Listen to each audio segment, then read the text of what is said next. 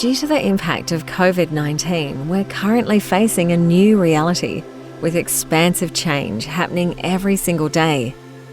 You might be struggling to know what to lean into right now. Jodie Baker, founder of Heal You, has created the Corona Insights podcast to help ease your information overwhelm.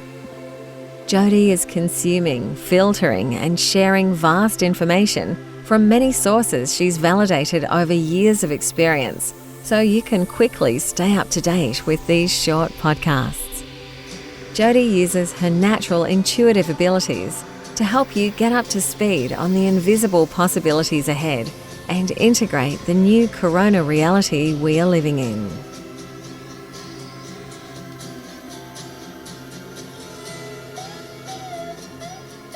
Hey healers, how you going? Well, that took all my strength to turn that down. I could listen to that all day. My Sweet Lord by George Harrison. I hope you're all going okay. So for the past 5 days, I've planned and even a few times recorded a podcast in response to the coronavirus.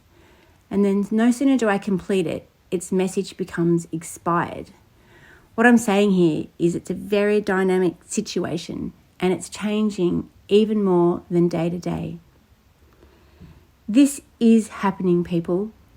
They are not coming to save us. Just like us, they are as bewildered as we are. Who are they? The ones running the show. The ones that have been spending our money and telling us how to live our lives since forever. Okay, so the Australian government's message to people today was very uplifting with all their stimulus packages and promises of financial relief. And I'm sure it will help people feel more relaxed for now. And let me commend them. Under the circumstances, I think they're doing a great job. But I can't help but think it's still just band-aids on festering infections. The mindset that we just need to keep finding and spending more money. I just can't see that's the answer. Let's take a look at why. The global economy is like sand slipping through our fingers right now. We can't hold on to it. Look, I'm far from experienced when it comes to high-end money issues, but I don't think I need to be an expert to see that this ship is sinking. Is there enough money in the world to supplement the entire globe stopping?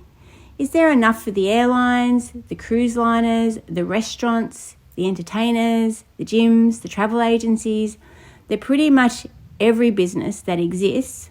Is there enough money to supplement the wages for people to keep their houses, their businesses, and to keep them fed and warm? Is there? Let me take this thought further. What is money anyway? It's not even real anymore. It was once upon a time when they invented it to facilitate barter and trade between farmers, but now it's just numbers on a screen. Let me tell you something about this financial system, this monetary construct that we live by. It inhibits us from feeding starving babies. That's right. Every 15 seconds, a child dies of starvation, and we can't figure out how to feed them or to fix this problem. We can't find enough monies on the screen to pay for it. So when I see this system breaking down in front of my eyes, I wonder to myself, is this a good thing? It's not serving hardly anyone anymore. It's certainly not serving the starving. I don't think it's even serving the privileged middle class. I'm not happy in a world where babies are screaming to be fed. Change is needed, and deep down, we all know it.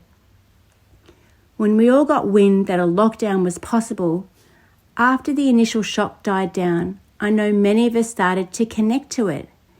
There was a part of you that said, yes. So much so that when the government came out yesterday to say it's not going to happen, people started doing it anyway. The horse had bolted. People are tired and they want change.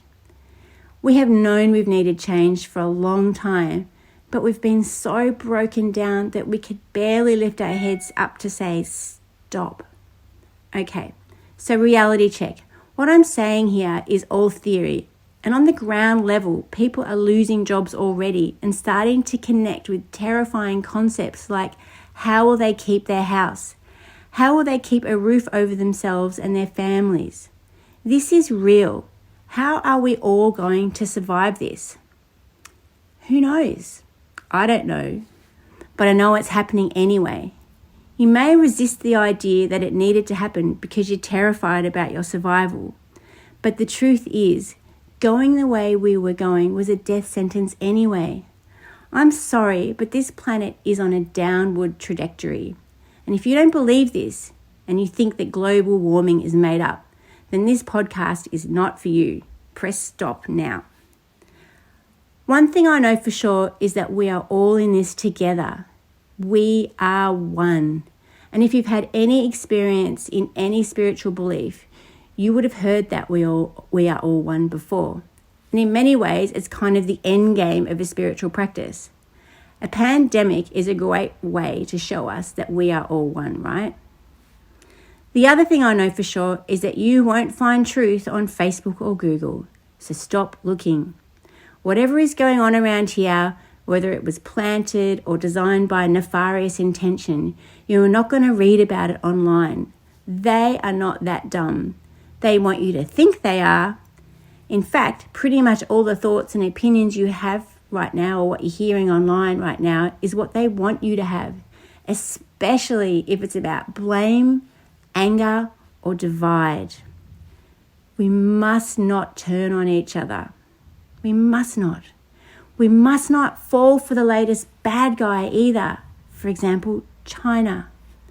Let me tell you something. We are infinite, loving, connected, creative gods and goddesses who transcend time and space.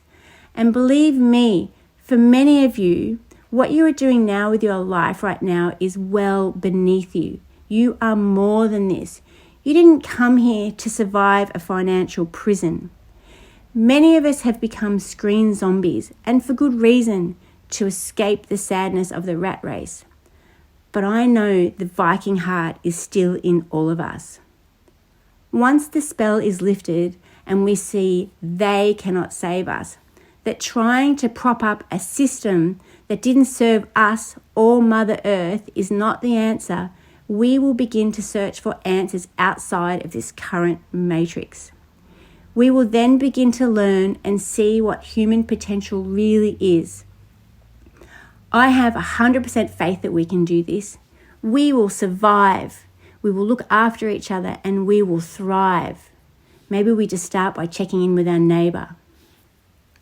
In essence, I'm just trying to open your eyes a little wider to the bigger picture, to transcend you mentally past the financial construct that has imprisoned you.